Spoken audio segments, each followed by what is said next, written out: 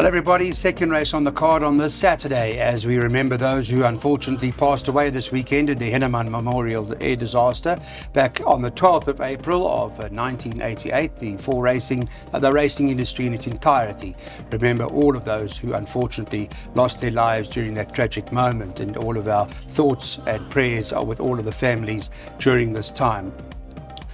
The Waited to Win show continues, and so on to Saturday, Easter Saturday. I hope it's been a pleasant weekend for you all. A reminder about our Twitter account at Waited to Win, as well as the WhatsApp number that's on your screen, that you're welcome to join the team at any given time. Heirloom tops the boards to win the second at Turffontein, 22-10 for Robin Klaassen, and second choice in the race is a horse called Rose Tinted for the Fortune Yard at 5-2. There's one other that is worth mentioning. It's a first timer because it's in the market in the top three, and I guess the market's not sure as this is being recorded on Thursday morning, so please make a note of that. Lots will change. A horse called Statesman, who's priced up at 33-10. Daryl Marie is with me. Darren Burrows is on the other side. I'll start with Daryl, and all the very best for Easter to you and your family. Same to you. Thank you very much, Clark. What do you think of this race, sir? Thoughts all with you and your family. Thank you very much. Thank you kindly. I'm done with Heirloom, to be quite frank. I'm done with her. Another horse you've written off now. You've written a few off in the last I think anything with a little bit of ability will get the better of her. She's got the experience, but she's just proven very costly to follow, so I'm done with her. Rose Tinted, last time I cried, she set the record straight because I expected more from her in the Western Cape on debut. She ran a shocker on that occasion. I'm a little bit concerned about that form line, but let's see how Bomb goes on Thursday, because he does represent that form line. Clyde, I think number 3, Statesman, if he's got any sort of ability, don't be surprised to see him start odds on in this lineup, because the two that do bring the racing experience into this race don't bring strong form whatsoever. Have a listen to this, Clyde. Firstly, there is a comment. He's temperamental, but he's smart. Now, he's a half-brother to Al Sakit. He won 4 out of his first 5 starts. And he's also related to Attenborough, the Grade 1 computer form sprint winner. So, Statesman, I'm in the dark. I'm going to say he's going to make a winning debut. Interesting. And that Craig Zaki gets the opportunity to ride for Lawrence Werners and Johan Janssen van Vuuren, because Lawrence has got his booked riders, his regular riders, right? He's got those guys already. Neither of them are riding on Saturday. Right, so that's quite interesting. They've taken the Easter weekend, or perhaps there are other reasons. I don't know exactly. Darren Burrows, hello to you. And it is, of course, race 2. So let's get into the action, talk about what you fancy, in particular related to your perm. Clyde, I like this horse Statesman. I don't know anything about him. He's having his first run, but he doesn't have to be too special. This horse cost 900,000 as a yearling. He's related to 2 Grade 1 performers, a half-brother. And I think he could make a winning debut. If he hardens in the betting the last 10 minutes before the race, you can have a bet. Others to consider of the race runners, Rose Tinted and Heirloom. Thank you for that, sir. I can tell you that it's 33-10 on Thursday morning, the horse you're referring to, Statesman. So those that are watching closer to Saturday will have a better idea. There's Daryl Marie's bipot, and he's gone 1 and 3 by 1, 2, 3, 4, 5 by 1, 2, 3, and then he's bankering the one who is later on, the horse called Free Movement, in his bipot by 1, 6, 10, and then the last leg 2, 6, 7, and 9.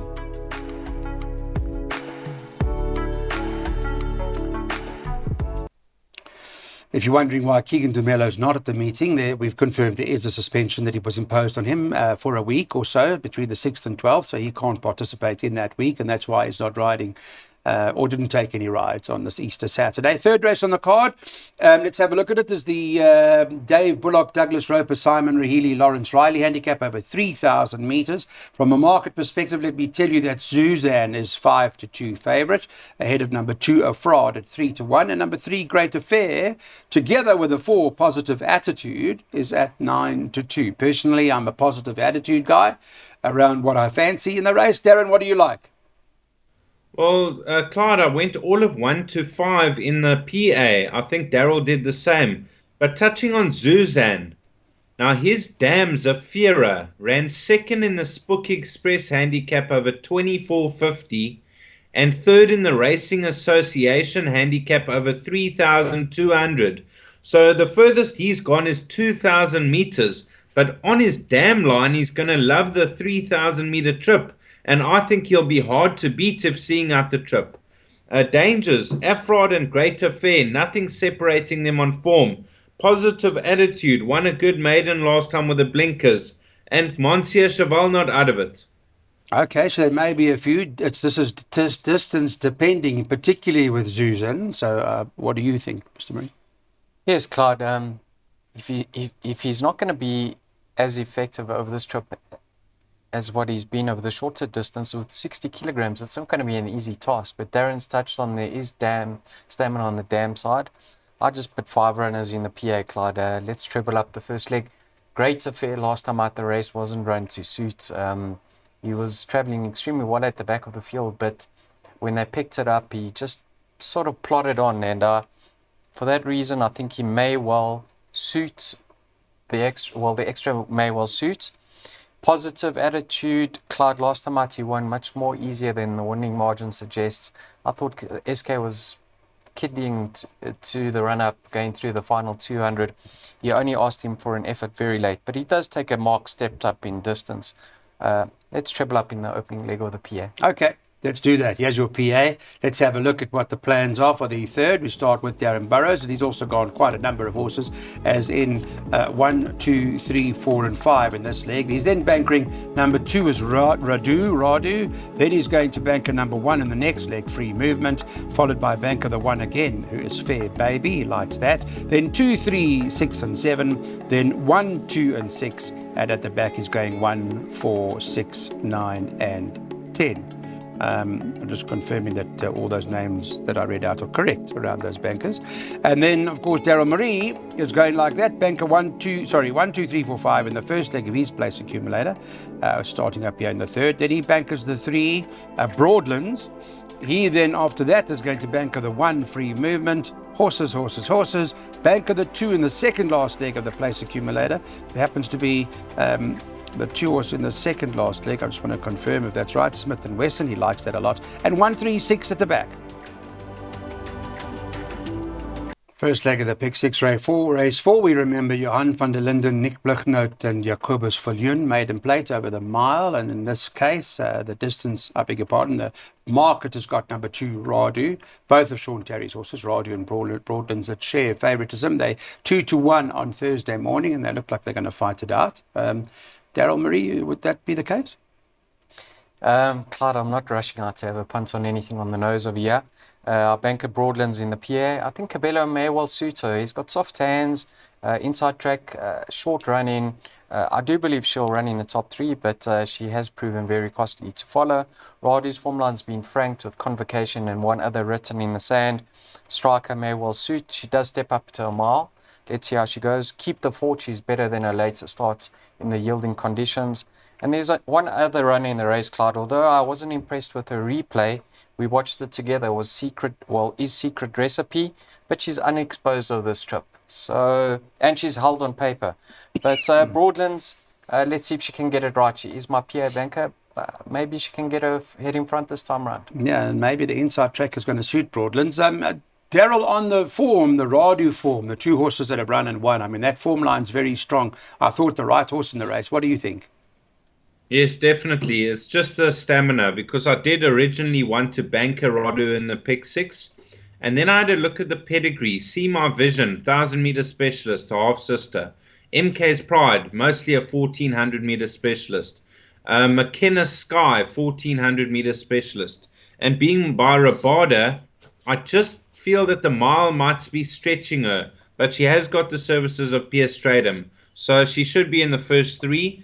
Broadlands, very costly to follow. Let's see how she goes. Keep the Fort should be right there. And Secret Recipe, that form line standing up nicely. So all of 1, 2, 3, and 8 will see us through. Okay, a lot hinges on whether this horse stays Radu or not. 1, 2, 3, 8 in the first leg for Darren. Then banker the 1 Free Movement in the second leg. Banker the 1 Fur Baby in the third leg. And then all the fields. Why not? Field. And nothing to worry about halfway through the Pick 6 thereafter. Hopefully that will be the case. And you can go do your Easter shopping by catching that Pick 6. Time to go into race number 5 on the card now. It's jackpot time, and a reminder, of course, about our social media element around Weighted to Win. At Weighted to Win's our handle on Twitter, as well as our WhatsApp number. We're on 4racing.tv, we're on YouTube, and of course we're on channel 240, so number of ways to engage with the Weighted to Win team. Race 5, excuse me, is the Keith Basil, Danny Lombard, Johnny McMurtry, Mark Nell maiden plate. It's over 1,600 metres, race 5. And, well, we've got this horse Free Movement everyone's talking about as a banker, priced up on Thursday morning at 9 to 10. And I take it, Darren, we can go in headstrong. Definitely, Clyde. You know, he holds his nearest rival, US Open, by 2.5 lengths on that American biscuit form. That day, US Open was jumping from a 1 draw, and Free Movement had to jump from the deepest draw of 12 and tuck in at the back of the field. So he absolutely took off the final 400. Free Movement, a bank in, all bets for me. Banker for you. What danger, how much of a danger is this horse US Open to the favourite? Yeah, I'll make him a big danger. Some Free Movements, he's had his issues at the pens, Clyde, but he seems to have settled down. He's a lovely looker, and I don't believe he's going to retire a maiden winner. I think he could possibly go on and win a few races. But US Open was returning from a 4-month layoff, and now he's got strike in the irons with a set of blinkers. So I wouldn't be shocked to see US Open reverse that 2.5 length deficit, but I am leaning towards Free Movement because on paper he holds US Open. So 1 from 2. No, just the 2, nothing else. Nothing else. Nothing else. Okay, let's put it up, guys. We're looking at Daryl Marie's jackpot 1 and 2 by 1, 6, 10. By 2, 3, 6, 7, 9, and then bankering the 2 at the back of his jackpot here. We're going with Smith & Wesson.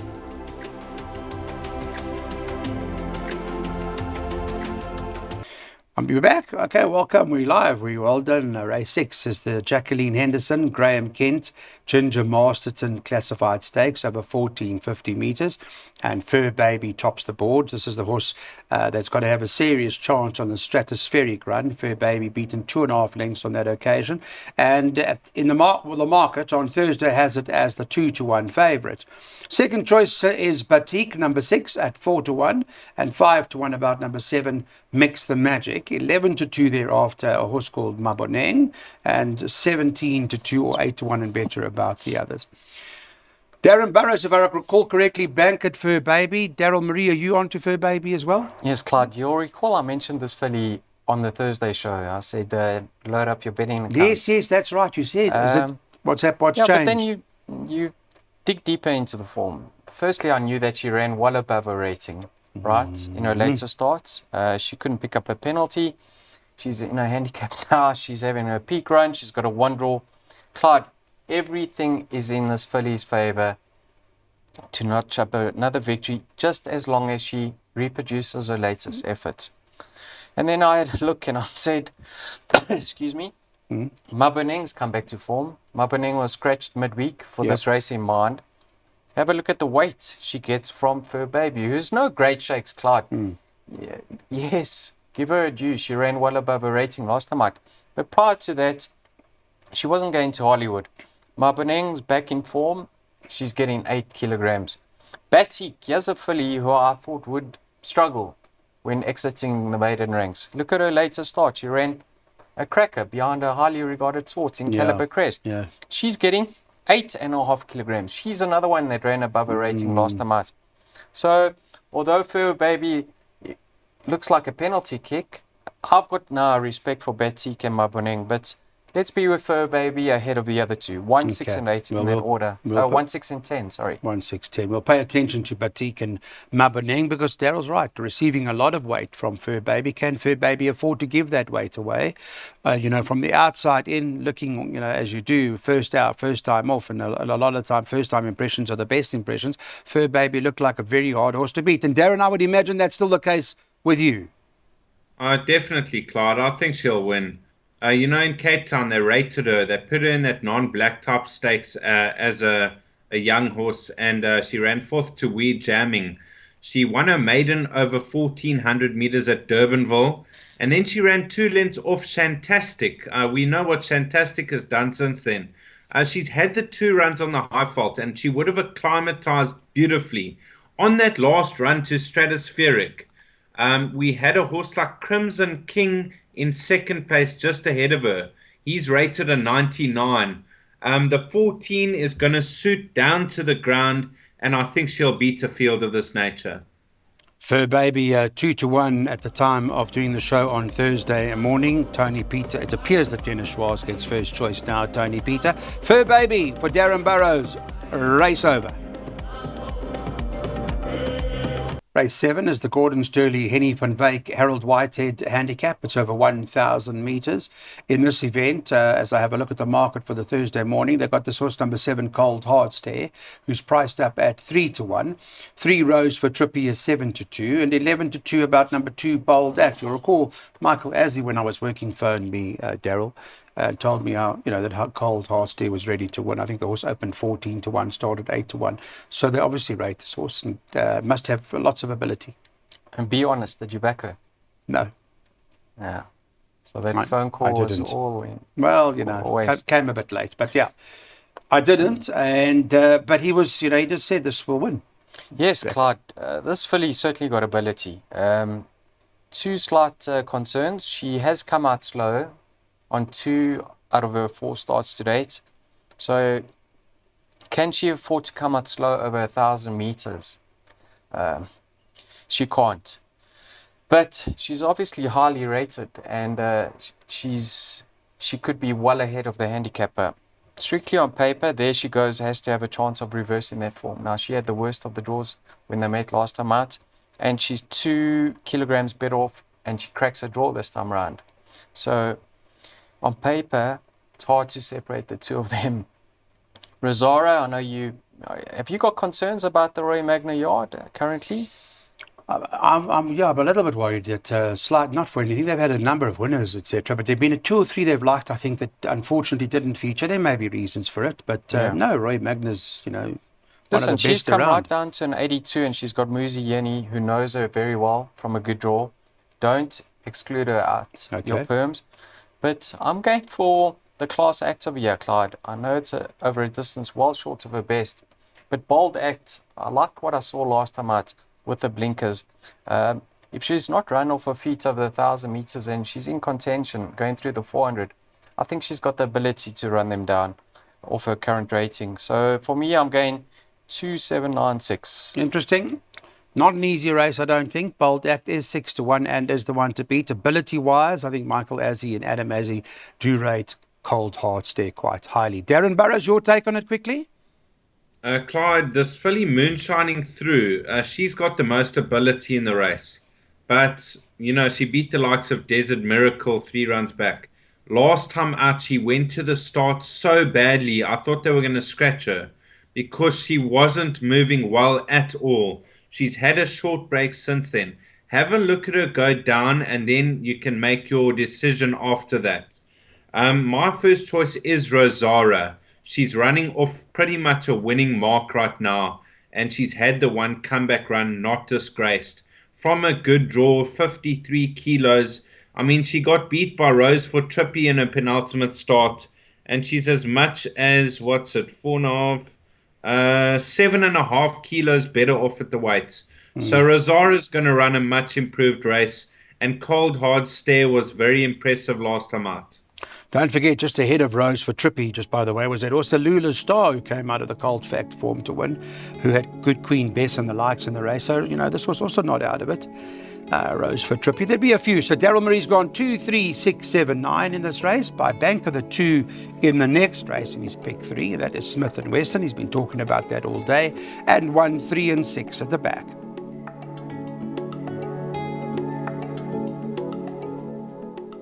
Race 8 is the Arthur Havergal, Jacob Colt, Michael Coetzee Association, 88 handicap over 1,000 metres. And this event, let me have a look quickly. And from a market perspective, I'll come to Daryl. I know he's on to Smith & Wesson, who's 7-2 on Thursday morning. But Tayuba is top of the boards, or joints anyway, for Michael de Kock at 7-2. And I recall having a look at Tayuba's last start. Many thought may have been in need of the run on that occasion. I don't know. Was beaten 3.5 lengths. But you tell me this was Smith & Wesson hard to beat. Yeah, I do make Tayuba the danger, Clyde. In her later starts, I don't know if you recall, there was a horse called Birdie in Space who went to suicidal pace. Yes. So she's coming back to 1,000 meters, going to strip fit, so she's got the one draw. So she's better than her later start because everything that contested the finish were finishes. Came from well off the pace, so they went far too quick in that start. I make her a slight danger, but I was super impressed with Smith & Wesson's later start. I thought he won much easier than the margin suggests.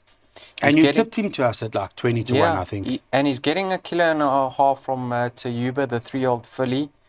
Clyde, I think he only got, what did he get, a 2 kilogram penalty. He's got bend experience. He won his maiden at Greyville around the bend. He's run around the turf. The Vol Classic bend was a very good effort.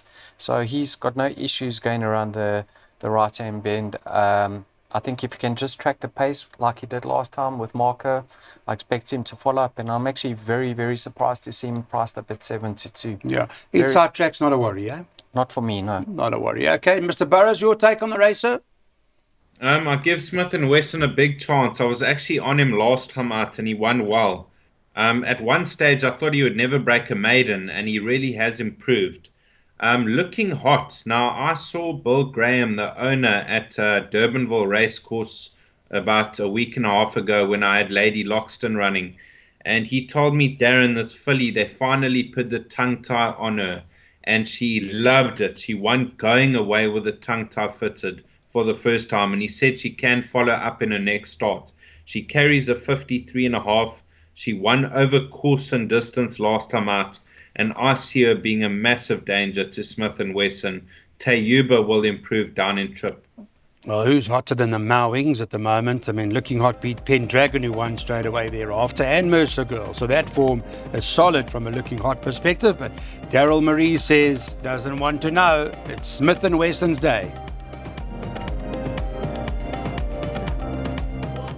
Race 9, welcome back, guys. We wrap up Turffontein now. For those of you watching Saturday, Easter Saturday, this is the Racehorse Owners Association handicap over 1,000 metres, where 2 Insatiable has now been taken out of the race, so that's not running.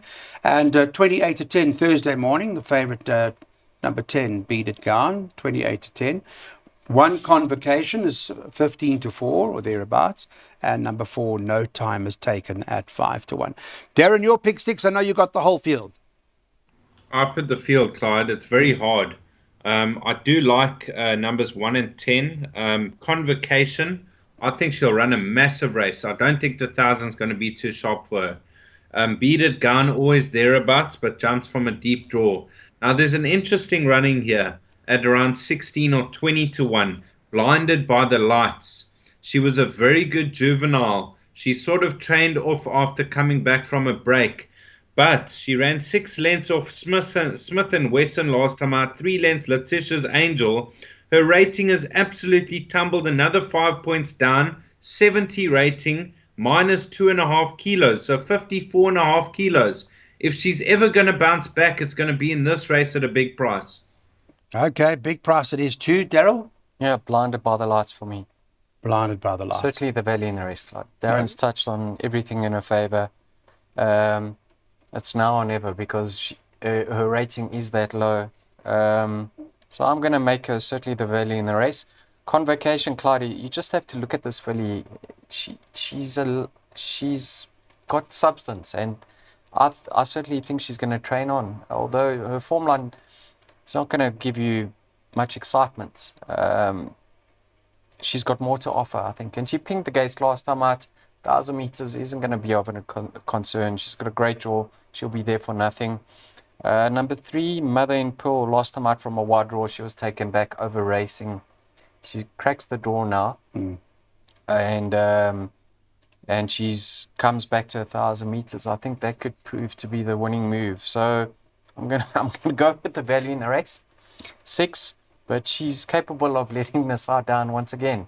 So 6 from 1 and 3. Unless, of course, Smith and Wesson wins, and it's a different, and then you got even more confidence Yeah, about but this. it's if Smith and Wesson wins, it's not like she's gonna grow an extra leg. No, I understand, but at least you got a bit She more is who confidence. she is. Yeah, there is more confidence, absolutely. Look, the Convocation, I have to tell you, who was an impressive winner, has beaten a horse like Storm Jewel, who was third, who came out and won, and so did Secret Recipe. Only 2 runners from the Convocation form line, and both have actually won. So, interesting race. Let's see what the boys are doing. Last on the card, and Darren Burrows is taking a race 9 floating banker quartet, and he's going to go like this, double floating that is, 1 and 10. So you'd like to go 1 and 10 by the field. Double floating, 1 and 10, Convocation, beaded gown, he gives those, and field for the balance. And it's a 50% spend at that cost.